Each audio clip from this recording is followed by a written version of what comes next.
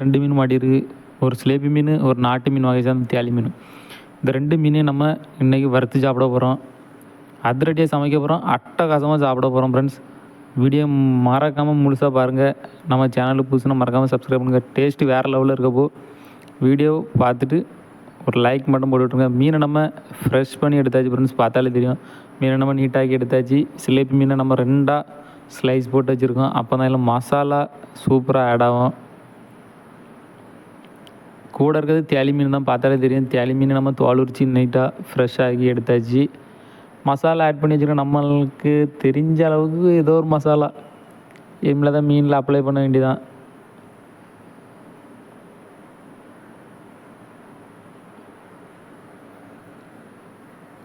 Apply பண்ணியாச்சு friends. பார்த்தீங்கன்னா மீன் ஊறணும் இனிமேல். அப்படியே இருந்து கொஞ்ச நேரம் அப்படியே அந்த மசாலா அந்த சதிலெல்லாம் அப்படி பிடிக்கணும். அப்போ தான் அப்படி பொரிஞ்சு மொறுன்னு அவ்வளோ டேஸ்ட்டாக வரும்.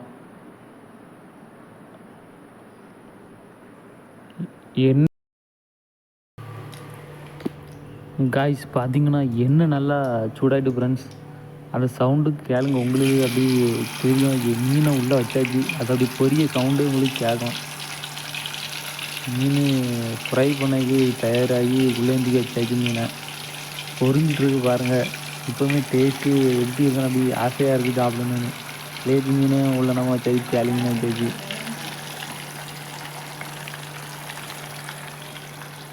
பாருங்கள், பார்த்தாலே காய்ஸ் மீனை பார்த்தீங்கன்னா நல்லா பொரிஞ்சிருக்கு.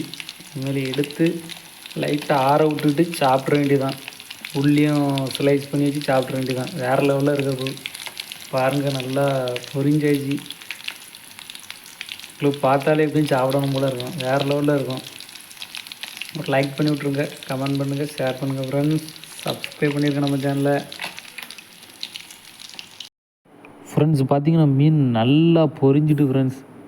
உங்களுக்கு பார்த்தாலே தெரியும். நம்மளால் தெரிஞ்ச அளவு நம்ம ஆனியனை ஸ்லைஸாக கட் பண்ணி ஏதோ நம்மளுக்கு தெரிஞ்ச ஒரு சின்ன டெக்கரேஷன் பண்ணி அப்படியே வச்சுருக்கோம்.